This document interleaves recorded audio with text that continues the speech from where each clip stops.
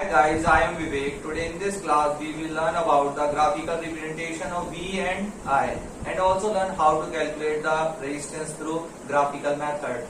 And we will also learn about the verification of Ohm's law. अब हम देखेंगे Ohm's law को समझने के लिए कि ग्राफिकल रिप्रेजेंटेशन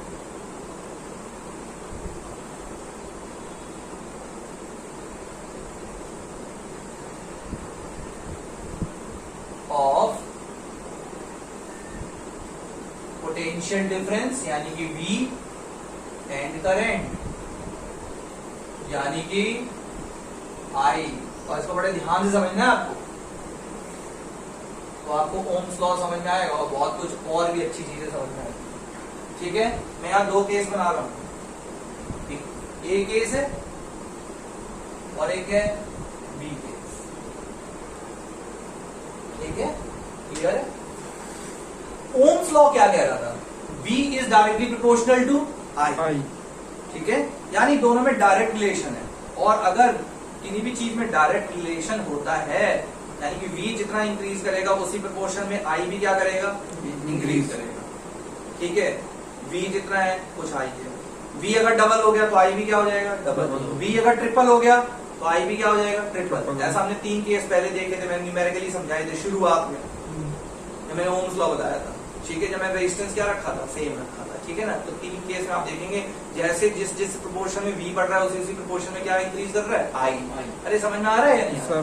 ठीक है, तो अगर ऐसा रिलेशन होता है, डायरेक्ट रिलेशन होता है, तो ग्राफ लाइन हमेशा एक स्ट्रेट लाइन होती है। क्या होती है? स्ट्रेट लाइन होती है। ये भाई समझ में आया है नहीं आया? पक्का? चलो आगे चलते। तो फिर मतलब स्ट्रेट लाइन होगी या नहीं होगी? तो देखिए,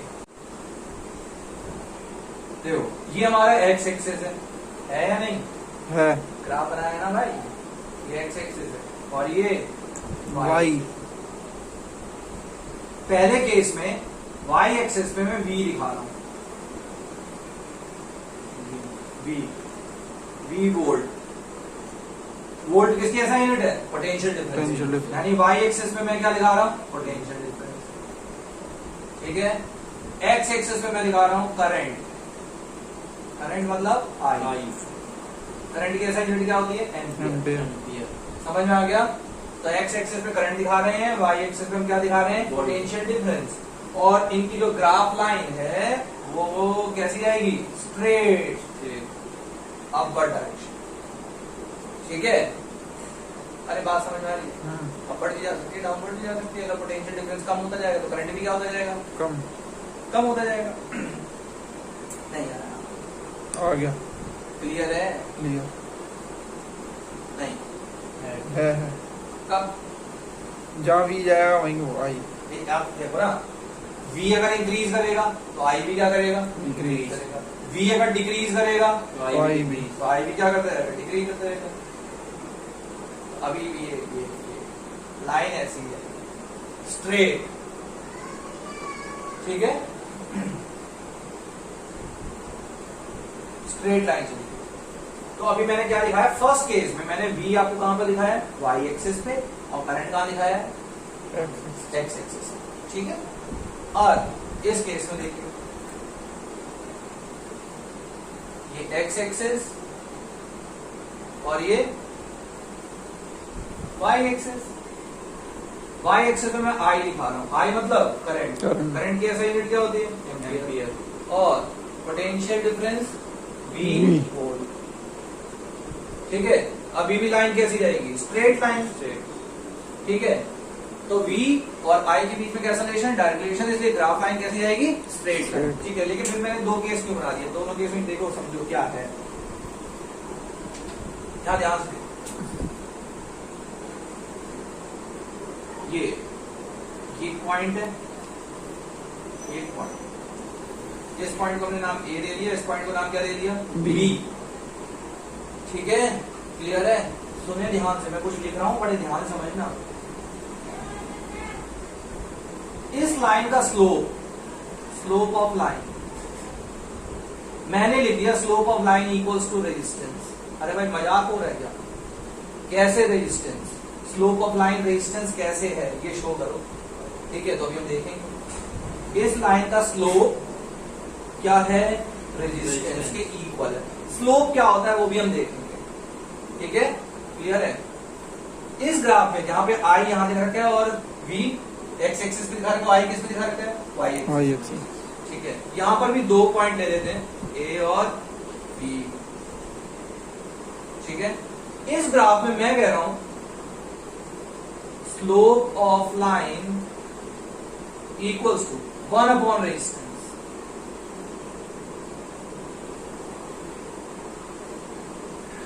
ठीक है, क्लियर है। अब देखते हैं कैसे, सुनो ध्यान से। देखो स्लोप, अगर आपने ट्रिगो पढ़ लिया, वैसे 10th क्लास में तो आपको ट्रिगो थोड़ा बहुत पढ़ा देंगे लोग, ठीक है ना, मैथ्स में आपने ट्रिगो पढ़ लोगे। तो स्लोप इक्वल वैसे तो बेटा जी tan थीटा होता है। tan थीटा अगर आप समझना चाहते हैं तो मैं दिखाता हूं। यहाँ पर देखो ये एक्यूट एंगल अगर मैंने यहाँ ड्रॉ कर लिया, ये एक एक्यूट एंगल है, ठीक है, क्लियर है, समझ में आ गई बात क्या। इस एंगल की अपोजिट साइड बताओ कौन सी है, ये अपोजिट साइड है।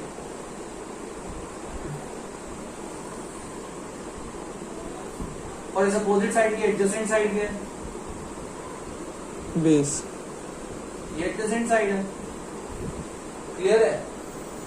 तो slope equals to tan theta, और tan थीटा इक्वल होगा इस एंगल की रिस्पेक्ट में, इस एक्यूट एंगल की रिस्पेक्ट में, इसकी अपोजिट साइड ये, ठीक है। तो ये होगा BC अपॉन AC, ठीक है। क्या मेरी बात समझ में आ रही है, नहीं, आ गई, ठीक है। स्लोप इक्वल्स टू क्या होता है, tan थीटा। tan थीटा होता क्या, अगर मैंने यहाँ पर ये एंगल ड्रॉ कर लिया है, ये एक्यूट एंगल है, ठीक है, ये एक्यूट एंगल ड्रॉ कर लिया, तो इस एंगल की अपोजिट साइड देखिए क्या है, BC, और इसकी एडजेसेंट साइड क्या है, इस अपोजिट साइड की एडजेसेंट साइड क्या है, AC। ये क्या है, हाइपोटेन्यूज। देखो यहाँ 90 डिग्री एंगल भी बनता है, तो 90 डिग्री एंगल के अपोजिट जो साइड होती है क्या होती है, हाइपोटेन्यूज। समझ में आ गई बात की। और इस एंगल के अपोजिट साइड BC है, और इस अपोजिट साइड की एडजेसेंट साइड क्या है, AC। अरे बात समझ में आती है, पक्का, सर, क्लियर है। तो tan थीटा होता है अपोजिट साइड अपॉन में एडजेसेंट साइड, समझ में आ गया, नहीं आया, यानी कि परपेंडिकुलर अपॉन में बेस, परपेंडिकुलर, ये परपेंडिकुलर हो गया और ये क्या हो गया, बेस, ठीक। मैं आगे चलूं, अब आपको BC की वैल्यू निकालनी है, इसकी BC की वैल्यू कैसे निकालोगे, देखो ये मिटा दूं, हाँ,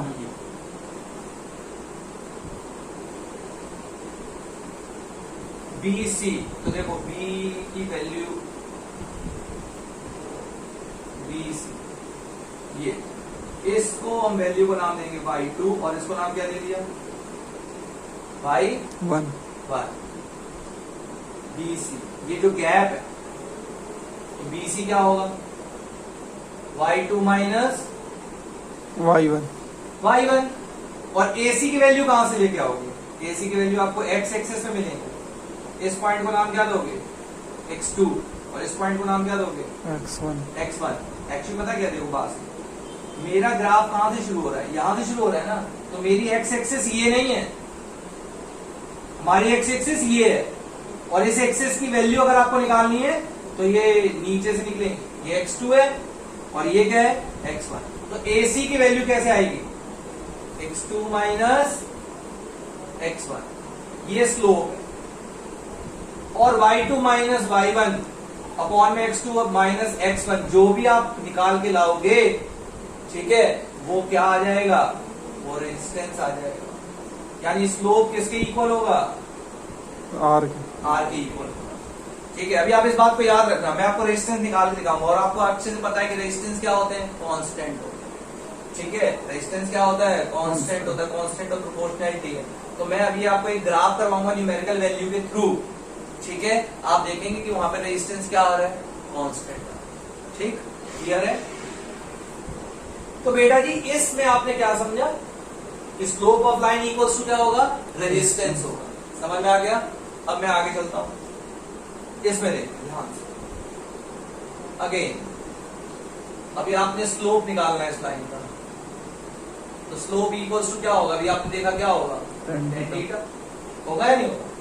ठीक है, ये यहाँ 90 डिग्री एंगल बन रहा है, राइट ट्रायंगल बना लो बस आप। यहाँ पर राइट ट्रायंगल बनाया, यहाँ पे ये एक्यूट एंगल होगा। इस एंगल की रिस्पेक्ट में बताओ इसके अपोजिट साइड क्या होगी? ये अपोजिट साइड है और ये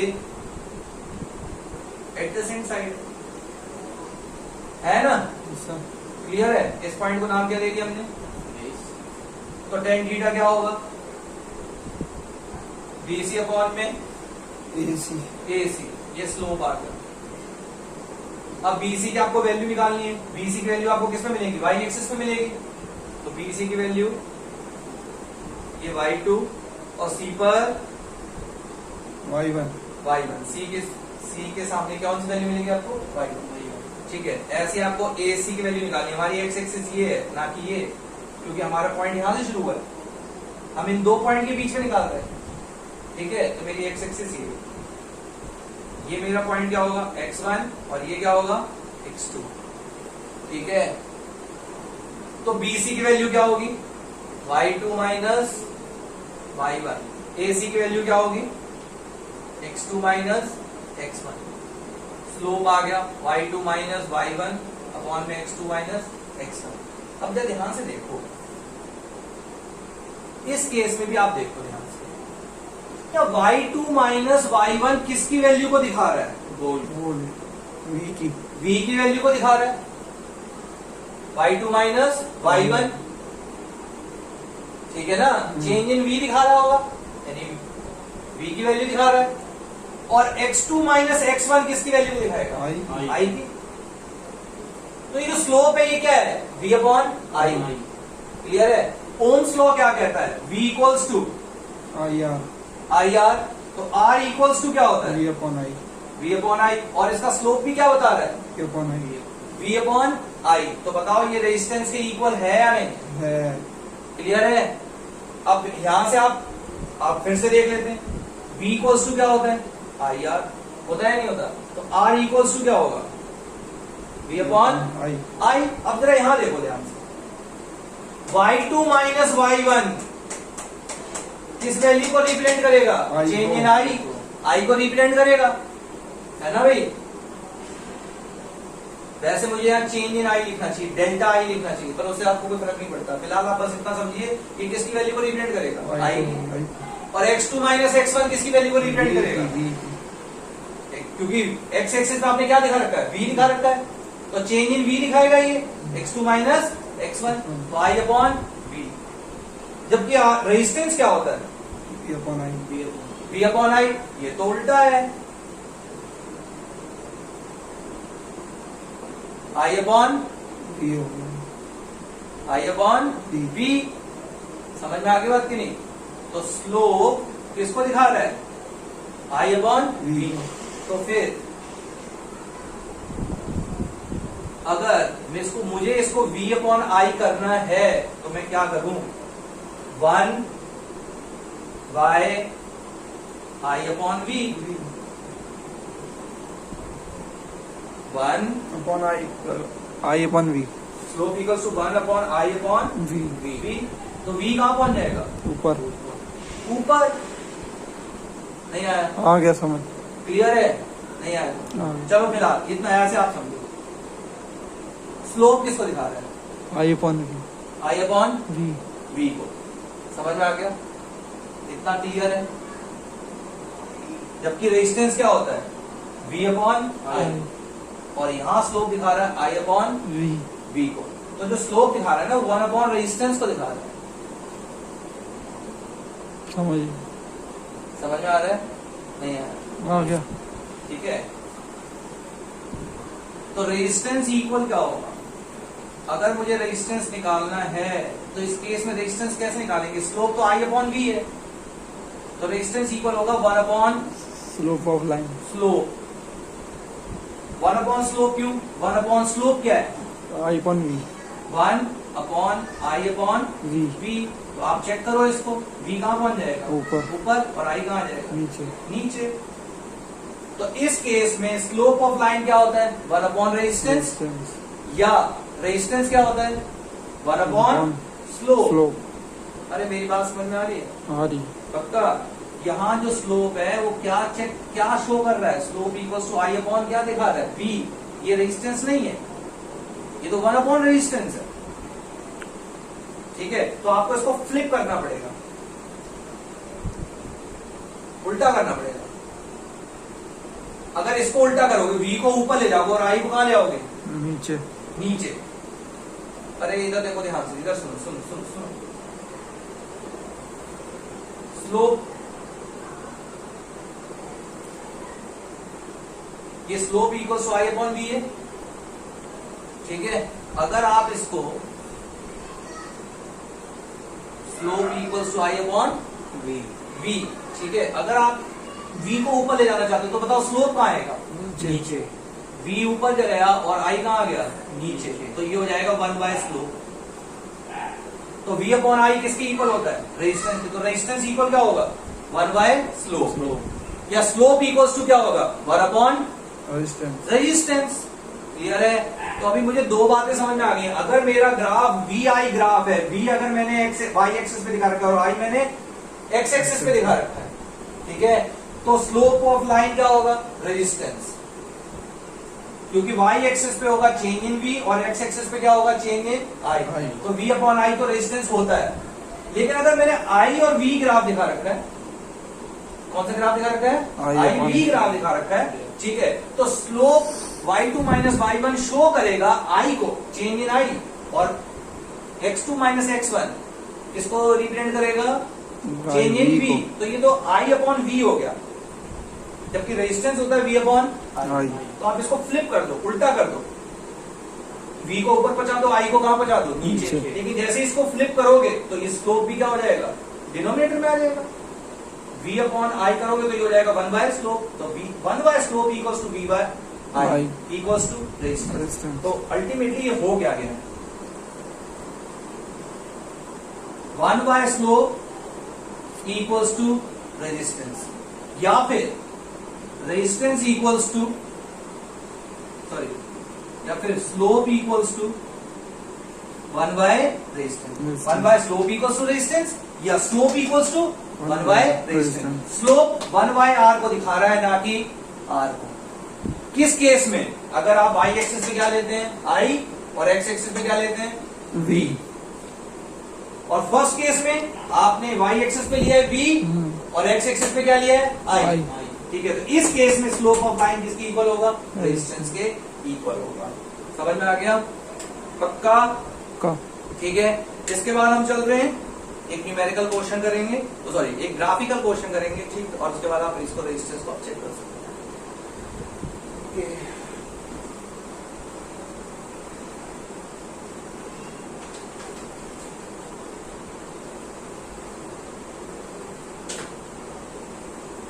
ये मैं रब कर दूं? Sir. क्लियर है अभी सभी को?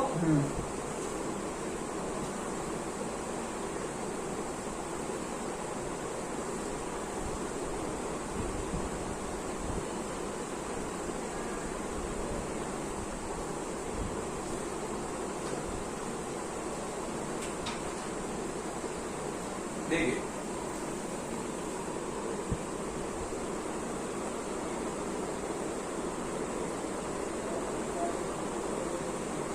यहाँ टेबल में आपको पोटेंशियल डिफरेंस दे रखा है, V volt I in ampere,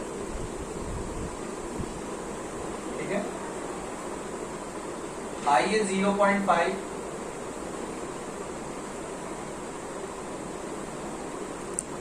one 2, 2.5, 3 and 4. 0.5 ampere, 1 ampere, 2 ampere, 2.5 ampere, 3 ampere, 4 ampere. ठीक है, पोटेंशियल देखा है 0.1 volt, 0.2 volt, 0.4 volt, 0.5 volt, 0.6 volt and 0.8 volt. ठीक,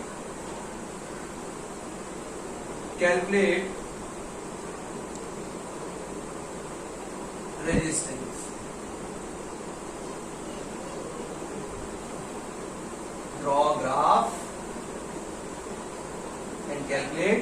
resistance resistance. Draw graph between B and I, ये भी लिख देता हूं, एंड कैलकुलेट रेजिस्टेंस। अब ग्राफ के थ्रू हम रेजिस्टेंस निकालेंगे। क्लियर है?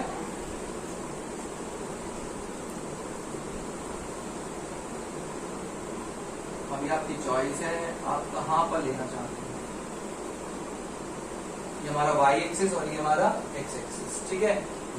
y एक्सिस पे हम पोटेंशियल ले लेते हैं, V वोल्ट,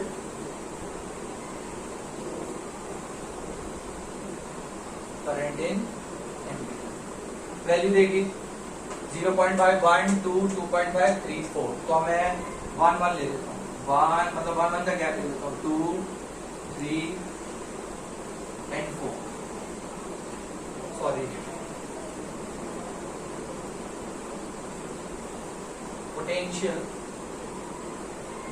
0.1, 0.2, 0.2, 0.3, 0.4, 0.4, 0.5,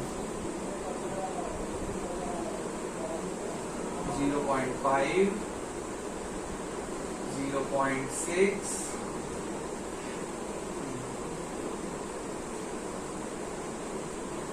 0.8। ठीक है, 1, 2, 4, 3, 4, 5, 6, फिर 7 भी लेना पड़ेगा, 0.8, एंड 0.8।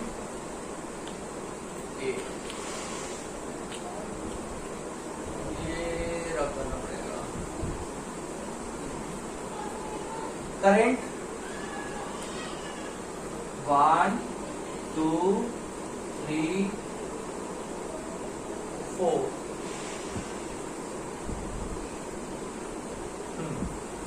अब देखिए 0.1 कहां पर है? 0.5 पे, पर, ठीक है। तो जरा ध्यान से देखिए 0.5 कहां पर होगा? 0.5 यहां होगा कहीं बीच में, हाँ, ठीक है। इस पर वो पॉइंट क्या है? 0.1। क्लियर है? सर। पोटेंशियल कितना है? 0.1 और करंट कितना है? 0.5। तो 0.5 यहां होगा, मैं यहां लिख भी देता हूं। क्लियर? फिर 1 पर कितना है? 0.2। 2 पर कितना है? 0.4। 4,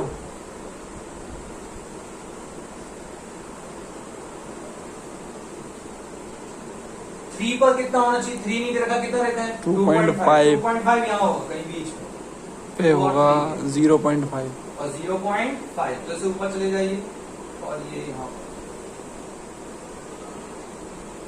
ठीक है। 3 पर कितना है? 0.6, 0.6।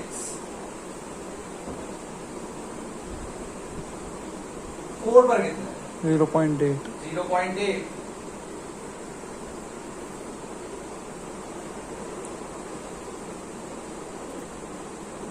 अब आप इस ग्राफ लाइन को ज्वाइन कीजिए।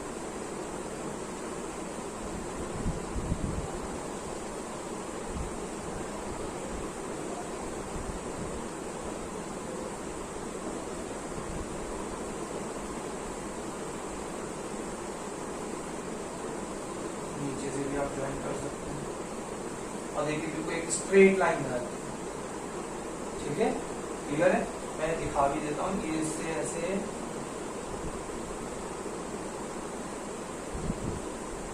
ऊपर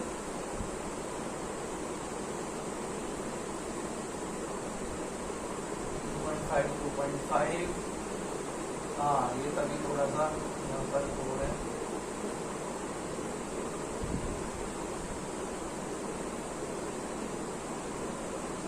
अब आप देखो बिल्कुल स्ट्रेट है, ठीक है। 0.6, एक्चुअली 0.6 जो गैप लिया ना, ये थोड़ा सा अनइक्वल ले लिया।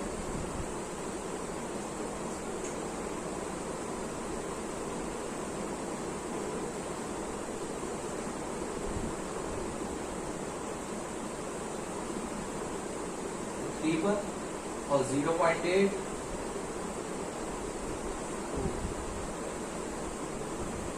4। अब देखो आप, ग्राफ लाइन स्ट्रेट है, बिल्कुल स्ट्रेट दिख रही है। हाँ भाई, है ना। अब आप किसी भी पॉइंट पर, हाँ भाई आप बोलो, मैंने यहाँ पॉइंट दे दिए A B C D E F.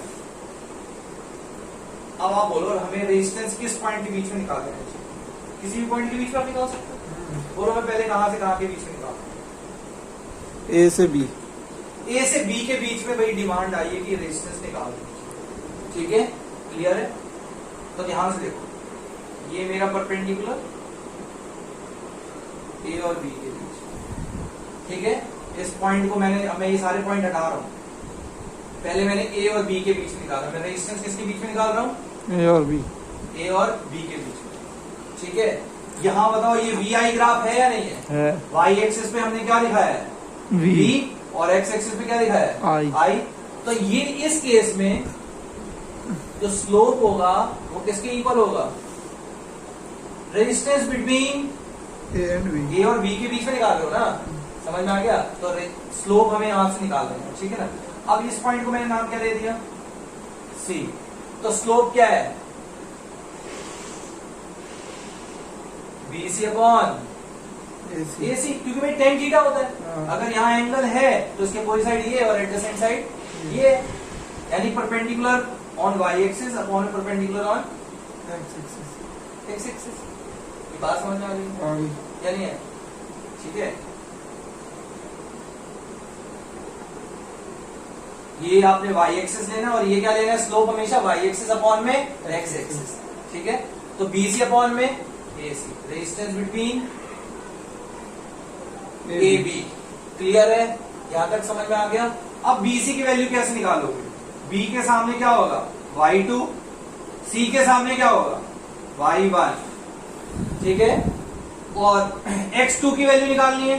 ये x2 है और ये क्या है? x1।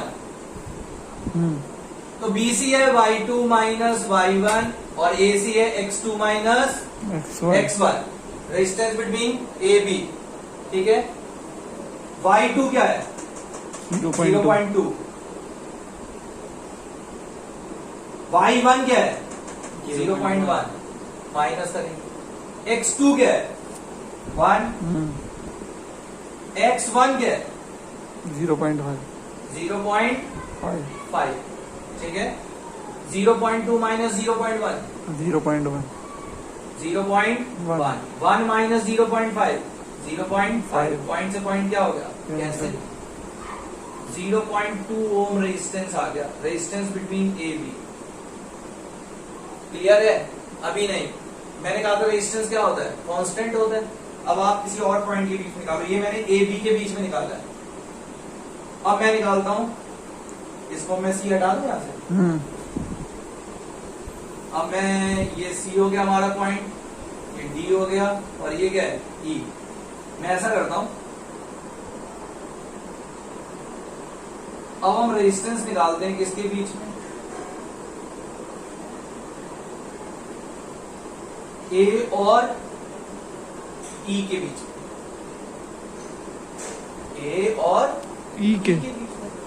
तो resistance between A E equals to क्या होगा? Slope of line. तो अब लाइन कहां से कंसीडर करनी है? ए से कहां तक? ई तक। ई तक। नहीं समझ में आया? आ गए। ये भाई पॉइंट थे बी, ये सी और ये डी और ये क्या है? ई। ठीक है, क्लियर है? मैं ये सारी लाइन हटा दे क्लैरिटी के लिए।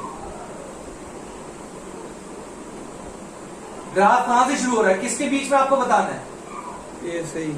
ए से ई के बीच में बताना है। क्लियर है? तो ये अब आपका होगा वाई एक्सिस और ये क्या होगा अब आपका? X axis. क्लियर है? इस पॉइंट पर यहां खत्म हो रहा है। यहां कोई नाम दे दीजिए, कुछ भी नाम दे दो। एम दे दूं इस पॉइंट।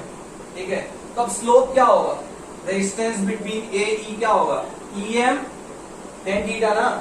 यहां अगर एंगल बन रहा है एक्यूट एंगल बन रहा है तो इसके अपोजिट साइड ये हो गई और एडजेसेंट साइड ये हो गई, तो स्लोप इक्वल क्या होगा, या फिर perpendicular on Y axis upon X axis, Y upon X कर लिया करो, मतलब ये परपेंडिकुलर आपको लेना है, स्लोप का मतलब ये परपेंडिकुलर अपॉन में दिस, नहीं आया, क्लियर है। तो स्लोप इक्वल्स टू होगा E M upon A M, clear.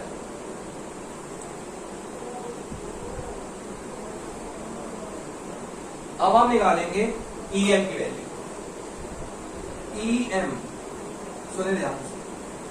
अब ई एम की वैल्यू निकालने के लिए ई के सामने जो पॉइंट है उसको हमने क्या ले लिया, y2, और m के सामने जो y एक्सिस में पॉइंट है इसको क्या ले लिया, y1, तो y2 माइनस y1, और ये m के नीचे 1 2 3 4 5, 1 2 3 4 5, अच्छा ये 3 था, तो ये पॉइंट हमारा क्या हो गया, x2, और ये पॉइंट क्या हो गया, x1, ठीक है, x2 माइनस x1, ये 4 है, x2 की वैल्यू क्या है 3, x1 की वैल्यू क्या है 0.5, तो 3 माइनस 0.5, x2 माइनस x1, y2 minus y1, y2 क्या है 0.6, y1 क्या है 0.1, 0.6 माइनस 0.1, 0.5, 3 माइनस 0.5, 2.5, पॉइंट से पॉइंट क्या हो गया, कैंसिल, 0.2,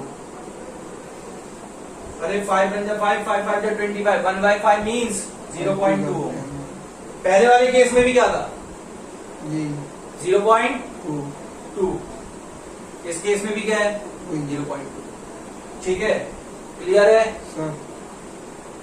हमारे यहाँ बच्चे सोते ही रहते हैं। अभी हम आगे चल रहे हैं, एक और रेजिस्टेंस इसी केस में और निकाल देते हैं, ये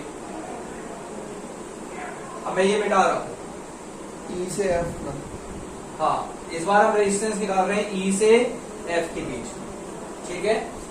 तो अब ये राइट ट्रायंगल हटा दो, अब राइट ट्रायंगल किसके बीच में बनना चाहिए, ई और एफ के बीच में बनना चाहिए, तो एफ से एक परपेंडिकुलर डालेंगे ये, और एक ये परपेंडिकुलर डालेंगे, ये मतलब y अपॉन x, समझ में आ गया, क्लियर है, समझ में आ रहा है पक्का।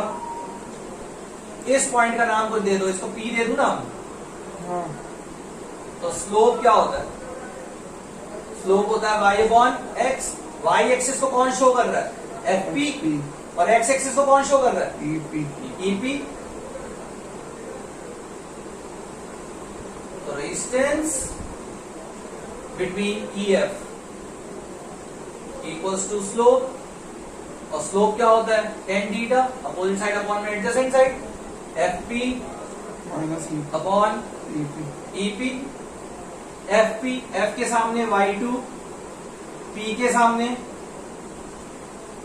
y1, आगे समझ में आ रहा है, ठीक है, तो y2 माइनस y1, अब P से नीचे परपेंडिकुलर डालेंगे, ये सीधी एक लाइन डालेंगे, x एक्सिस पे परपेंडिकुलर डालेंगे, ये वैल्यू देगा आपको x2 की, अरे समझ में आ रहा है, और फिर ये परपेंडिकुलर डालेंगे, ये आपको वैल्यू किसकी देगा x1 की, तो x2 माइनस x1, अब ये रेजिस्टेंस निकलेगा EF के बीच में, तो बेटा जी y2 की वैल्यू क्या है 0.8, y1 की वैल्यू क्या है 0.6, x2 की वैल्यू क्या है 4, x1 की वैल्यू क्या है 3, 0.8 माइनस 0.6 0.2 अपॉन 1, बोलो क्या आ गया 0.2।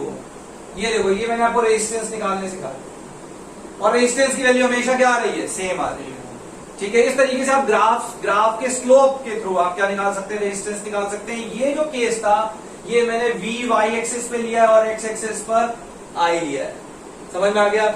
इस ग्राफ में जो स्लोप ऑफ लाइन होगा वो रेजिस्टेंस के क्या होगा, इक्वल होगा, एक और क्वेश्चन कर लेते हैं जिसमें हम आई वी ग्राफ बना के देखेंगे, ठीक है, और वहां पर भी रेजिस्टेंस निकाल के देखेंगे।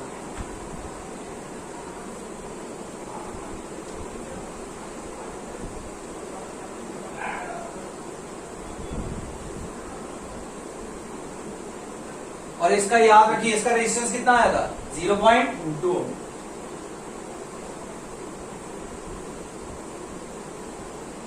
ये आंसर मैं यहां लिख देता हूं, 0.2 रेजिस्टेंस हर बार यही आए ना।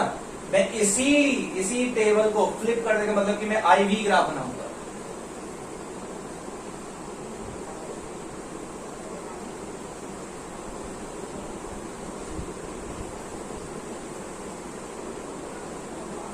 इस बार हम V वोल्ट एक्स एक्सिस पे ले लेते हैं और I एम्पियर हम Y एक्सिस पे ले लेते हैं, ठीक है। V वोल्ट कितना है भाई? 0.1, 0.2, 0. ऐसे हम 0.4 आ रहा है तो आप 0.3 लेना ना भूल जाए। 0.4, 0.5, 0.6, 0.7 और 0.8। करंट कितना है? 1, 2, 3, 4 ले लेते हैं। 1 बराबर गैप लें, 2, 3, 2, 3, 4, 3, 4 कितना ही लेना है आपको, ठीक है। ग्राफ ड्रॉ करते हैं। 0.1 पर करंट कितना है? 0.5। अब 0.5 यहां होगा बीच में, तो 0.1 पे 0.5, 0.2 पर 1, 1,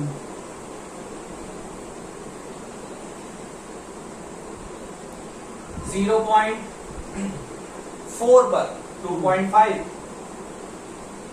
0.4 पर कितना है? 2, 2.5। 2 और 3 के क्या होगा?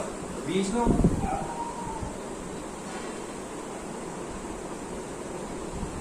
0.4 पे 2 है। 0.4 पर 2 है।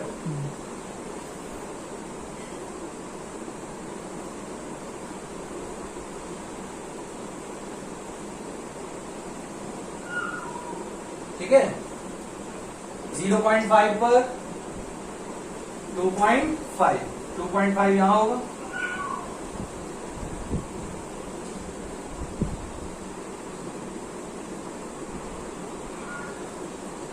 जीरो 0.6 पर 3,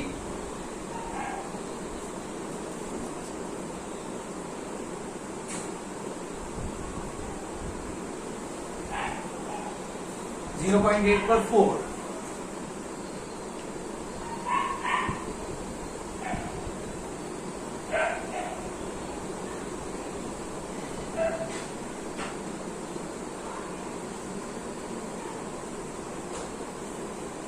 मैं ये टेबल ड्रॉप कर दे रहा हूं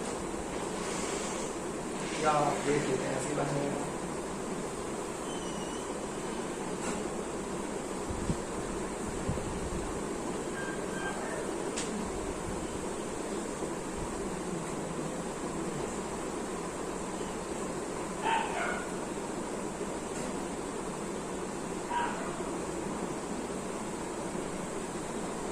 और आप देखो अब ये स्ट्रेट लाइन है या नहीं है। ठीक है, क्लियर है। अब यहां पर कुछ पॉइंट्स दे देते हैं। ये ए है, ठीक है, ये बी, ये सी, ये डी, ये ई और ये एफ। अब आप बताइए रेजिस्टेंस किसके बीच में कैलकुलेट करना है? ए से डी, फिर उसके बाद ए से डी के बीच में कैलकुलेट कर लेते हैं। मैं इन पॉइंट्स को हटा देता हूं, ये लाइन भी हटा देते हैं, ठीक है। ए से डी के बीच में अगर रेजिस्टेंस कैलकुलेट करना है तो ये परपेंडिकुलर डालेंगे हम एक्स एक्सिस, ठीक, मतलब ये यहाँ तक। और ये शुरू कहां से हुआ था? ए से। मैं बोल रहा हूँ परपेंडिकुलर डालेंगे हम एक्स एक्सिस पर, ये परपेंडिकुलर डाला एक्स एक्सिस पे। इसका मतलब पता है क्या? मेरा एक्स एक्सिस ये है जहां से हमारा ग्राफ शुरू हुआ है। एक्स एक्सिस हमारा कहां पर है? ए से शुरू हो रहा है ना, तो मेरा एक्स एक्सिस ये है, ना कि नीचे वाला। समझ में आ गया? नीचे वाला एक्स एक्सिस कब होता? नीचे वाला एक्स एक्सिस जब होता है मेरा यहां से ग्राफ, मैं यहां से स्लोप निकाल रहा होता। अभी मैं स्लोप मेरे को ए और डी के बीच में निकालना है। किसके बीच में निकालना है? ए और डी के बीच में निकालना है, स्लोप निकालना है। तो ए से मेरा एक्स एक्सिस शुरू होगा, समझ में आ गया? क्लियर है? मेरा वाई एक्सिस कहां से शुरू होगा? डी से। दोनों परपेंडिकुलर जहां मिल जाएंगे, ठीक है, ये दोनों परपेंडिकुलर यहां मिल गए। यहां एक पॉइंट का नाम दे दो, यहां पे दे दो P। तो अब हम रेजिस्टेंस निकालना चाहते हैं किसके बीच में?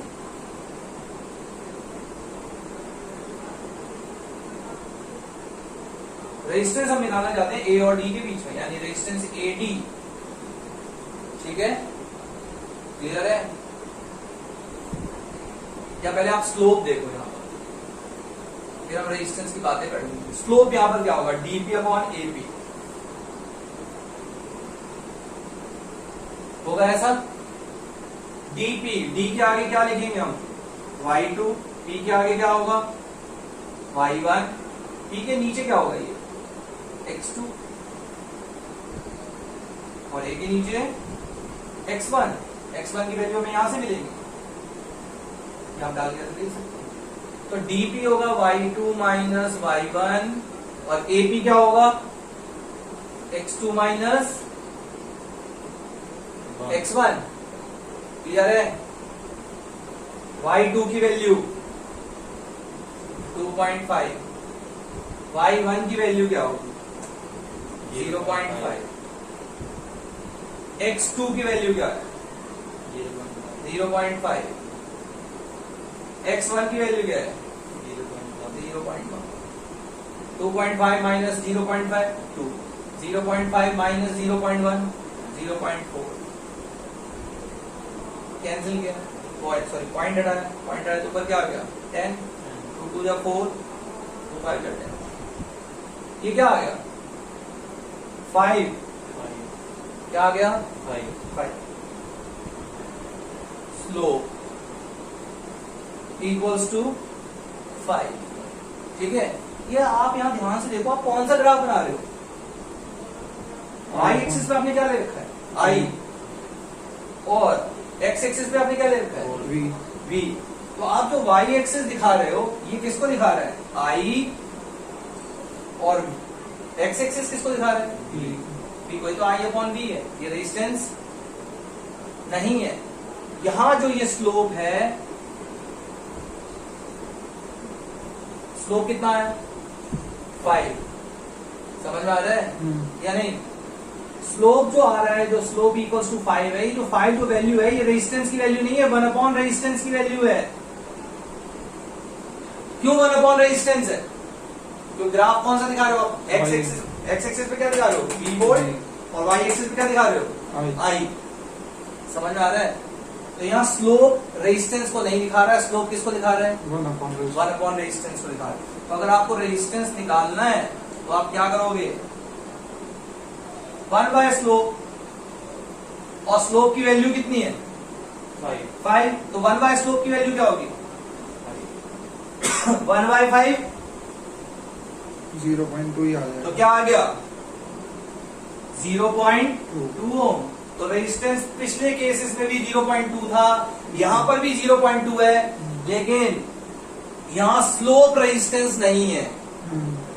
Slope 1 by resistance. Slope 1 by resistance है। समझ में आ रहा है या नहीं? सर पक्का? अगर आप y एक्सिस पे v दिखाते हैं और x एक्सिस पे I दिखाते हैं, तो स्लोप इक्वल होगा रेजिस्टेंस। और अगर आप y एक्सिस पर I दिखा रहे हैं और v axis, sorry x axis पे क्या दिखा रहे हैं? v दिखा रहे हैं, तो स्लोप इक्वल होगा 1 बाय रेजिस्टेंस। क्या मेरी बात समझ में आ रही है? ठीक है, क्लियर है? ये मैंने आपको फिर रेजिस्टेंस कितना निकाल के दिखाया? 0.2। ठीक है, पिछले केसेस में मैंने आपको रेजिस्टेंस कितना निकाल के दिखाया? 0.2। लेकिन वहां स्लोप ऑफ लाइन, यानी वहां पर देखो ध्यान से, मैं फिर से बता देता हूं। अगर आप VI ग्राफ बना रहे हैं तो स्लोप इक्वल्स टू क्या होगा? y एक्सिस पे v है और x एक्सिस पर क्या है? I। तो स्लोप इक्वल्स टू क्या होगा? Resistance. Slope of line equals to resistance. और अगर आप एक्स एक्सिस पे v दिखा रहे हैं और y एक्सिस पे I दिखा रहे हैं, तो स्लोप इक्वल्स टू होगा 1 अपॉन रेजिस्टेंस। तो कुछ नहीं करना है, स्लोप निकाल दें, स्लोप निकालने के बाद उसको लिख दें slope equals to 1 upon resistance, और स्लोप की जो वैल्यू आई है, तो रेजिस्टेंस इक्वल्स टू क्या होगा ये बताओ, रेजिस्टेंस इक्वल्स टू क्या होगा 1 बाय स्लोप। तो स्लोप की जो वैल्यू आई है वो 1 अपॉन में लिख दें, तो उससे रेजिस्टेंस निकल आएगा। तो आई वी ग्राफ है, y एक्सिस पे आई है, x एक्सिस पे v है, तो slope equals to 1 by r, और y एक्सिस पे अगर आपने v ले रखा है और x एक्सिस पे i ले रखा है, तो स्लोप इक्वल्स टू रेजिस्टेंस। ठीक है, और स्लोप वैसे tan थीटा होता है। ठीक है, vi ग्राफ है तो slope equals to resistance, iv graph है तो 1 by slope equals to resistance. Clear? Resistance आप निकाल सकते हैं ग्राफ के through.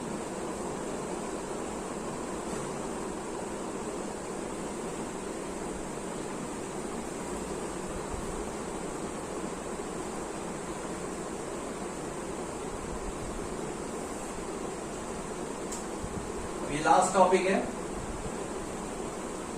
Verification of Ohm's law. Ohm's law को आप कैसे वेरीफाई कर सकते हैं, ठीक है? इसके लिए कुछ स्टेप्स हैं, देखेंगे, और मैं यहाँ एक टेबल भी बना दूंगा। ए का रजिस्टर, रजिस्टर मतलब डिवाइस, ए का register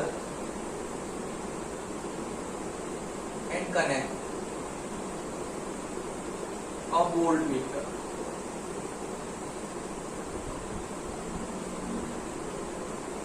Connect a voltmeter parallel to it and ammeter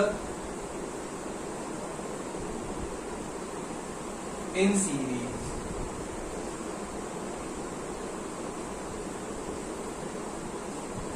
Connect, अगर ओम्स लॉ की वेरिफिकेशन लिखने को आती है तो आप ये स्टेप्स लिखेंगे। Connect 1 cell, 2 cell, 3 cell and so on.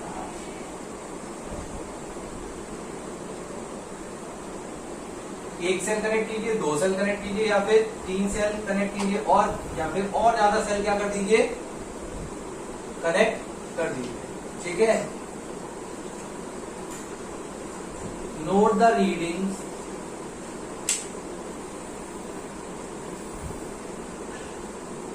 Of voltmeter and ammeter.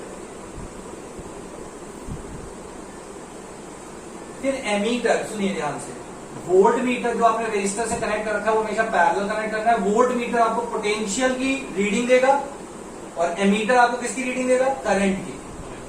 ठीक है, वोल्ट मीटर किसकी रीडिंग देगा आपको, पोटेंशियल यानी V की, और एमीटर किसकी रीडिंग देता है, करंट की। एमीटर हमेशा सीरीज में कनेक्ट करना है।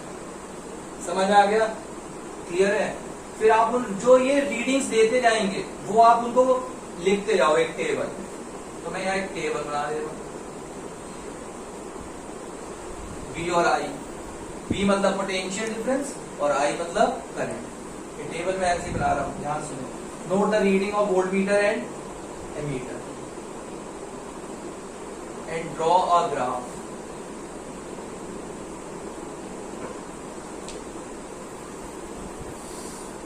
We get a, जब भी आप V और I की रीडिंग ले रहे होंगे और उसका अगर आप ग्राफ ड्रॉ कर दें, ठीक है, और ग्राफ लाइन अगर कैसी आ जाए, स्ट्रेट आ जाए, ठीक है, we get a straight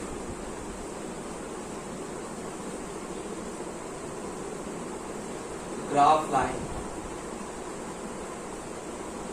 this means कौन सी रीडिंग ली थी आपने, वोल्टमीटर और एमीटर, और उन रीडिंग पर बेस्ड आपको एक ग्राफ बनाना है। ठीक है, और अगर ग्राफ लाइन अगर आपकी कैसी आ जाती है, स्ट्रेट आ जाती है, दिस मीन्स V मतलब potential difference is directly proportional to I, क्योंकि जब डायरेक्ट रिलेशन होगा तो ग्राफ लाइन कैसी जाएगी, सीधी जाएगी, अपवर्ड डायरेक्शन में। क्लियर है? समझ में आ गया है नहीं? ठीक है, और बी अगर कम होगा तो करंट भी क्या हो जाएगा, कम हो जाएगा। मतलब डाउनवर्ड डायरेक्शन में भी आ सकती है ऐसे। समझ में आया या नहीं आया? ठीक, मतलब उसके एरो या तो ऐसे हो सकते हैं या ऐसे हो सकते हैं, पर ग्राफ लाइन हमेशा होगी ऐसी। V अगर कम होता जा रहा है तो I भी क्या होगा, कम होगा। V अगर बढ़ता जा रहा है तो I भी क्या होगा, क्लियर?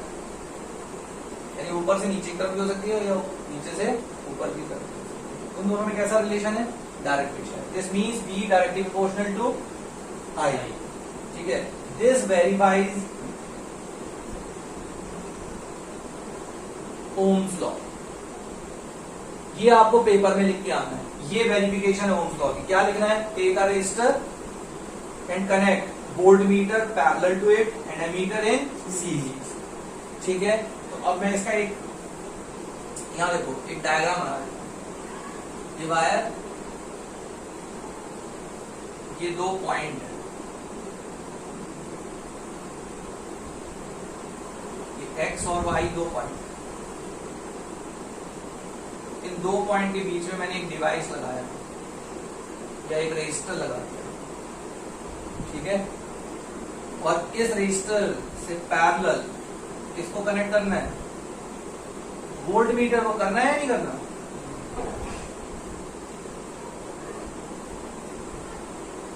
ये पॉइंट हमारा y, एक्स वाई एक रजिस्टर है, इसका रेजिस्टेंस कितना है, R, ठीक है। यह रेजिस्टेंस हम कोई न्यूमेरिकल वैल्यू ले लेंगे, फिलहाल आप जब पेपर में ड्रॉ करने पाए तो आप ये ड्रॉ कीजिए, ठीक है।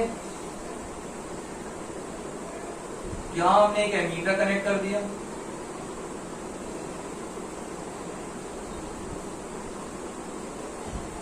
और ये स्विच है,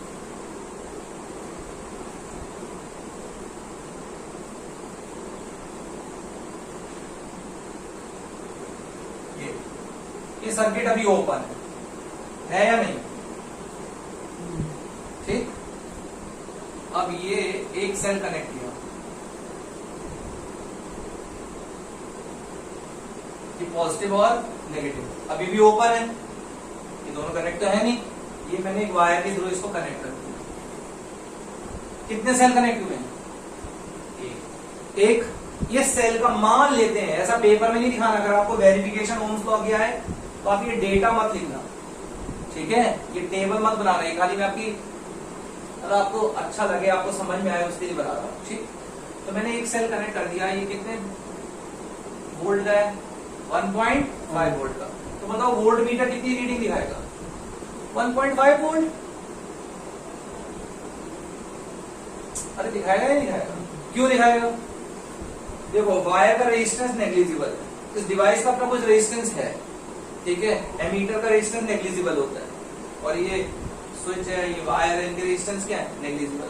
तो वोल्ट मीटर पोटेंशियल डिफरेंस दिखाता है। पोटेंशियल डिफरेंस कौन मेंटेन करता है, सेल या बैटरी। तो कितना पोटेंशियल डिफरेंस है, 1.5, 1.5, ठीक है, क्लियर।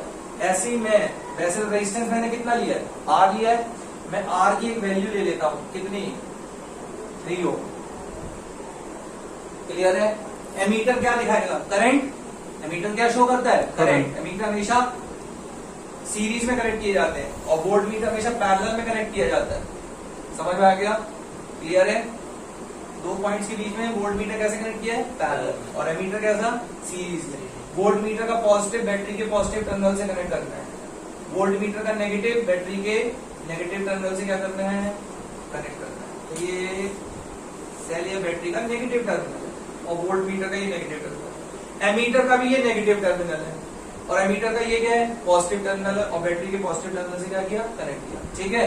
अब आप जरा ध्यान से देखो, अगर मुझे I निकालना है, I इक्वल्स टू क्या होगा, V/R। V कितना है, 1.5। रेजिस्टेंस मैंने कितना ले लिया, 3, ठीक है।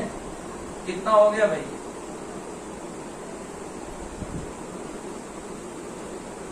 0.5 एम्पियर हो गया, नहीं हो गया। तो V मैंने लिया है 1.5, तो करंट कितना हो गया, 0.5 हुआ है, नहीं।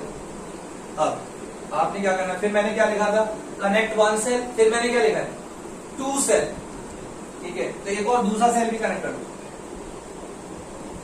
पॉजिटिव नेगेटिव, और फिर वायर से क्या किया हमने, इसको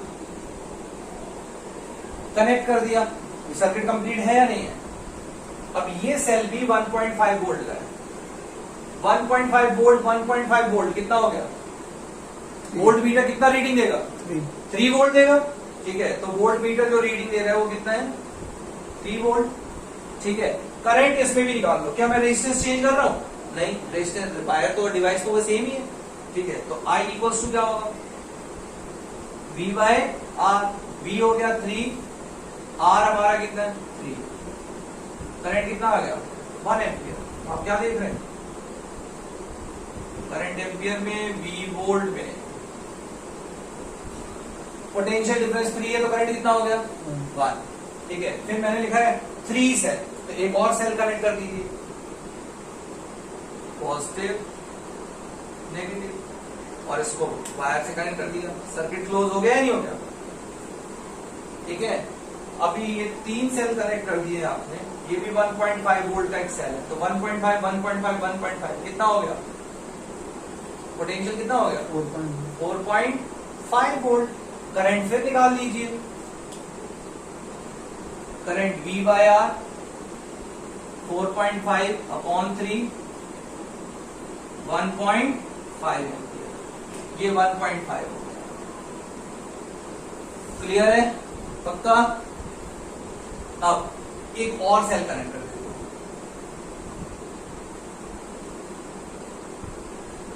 वायर तो इसको हमने कनेक्ट कर दिया, सर्किट कंप्लीट है। ये भी 1.5 वोल्ट का, 1.5 1.5 1.5 1.5 सबको ऐड कर दिया, कितना हो गया, अरे पोटेंशियल डिफरेंस स्केलर क्वांटिटी है या नहीं है, स्केलर है ना, तो आप इसको सीधा सीधा सम कर सकते हैं या नहीं कर सकते। तो इसको हमने कितना हो गया, ये हमारे पास 6 हो गया, क्लियर है। अब फिर से करंट निकाल दीजिए, ये दिख रहा है ना यहां पर,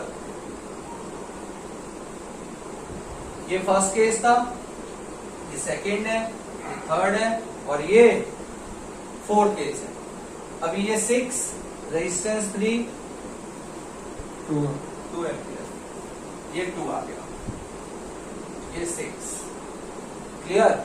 अगर मैं इसका ग्राफ बना दूं ना, ये लाइन कैसी रहेगी, स्ट्रेट है, आप चेक करो,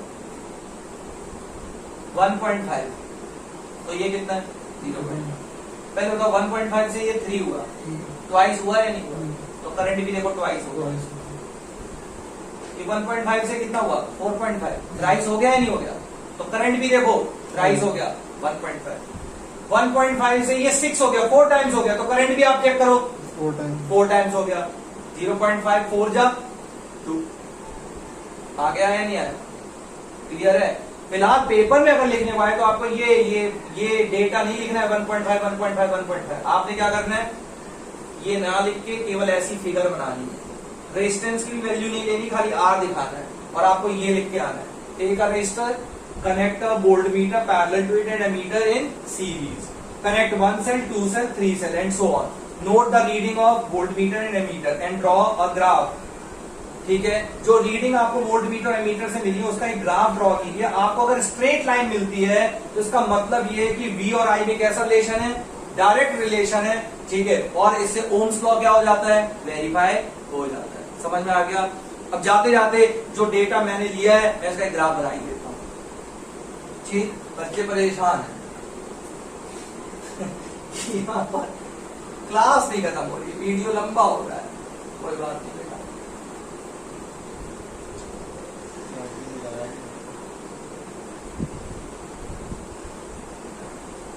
ये देखिए, यहां मैं V ले लेता हूं, V वोल्ट और I एम्पियर,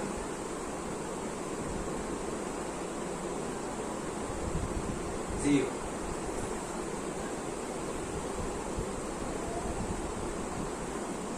जीरो 0.5 1 1.5 2, देखो इक्वल डिस्टेंस है या नहीं है, 0.5 0.5 0.5 I एम्पियर।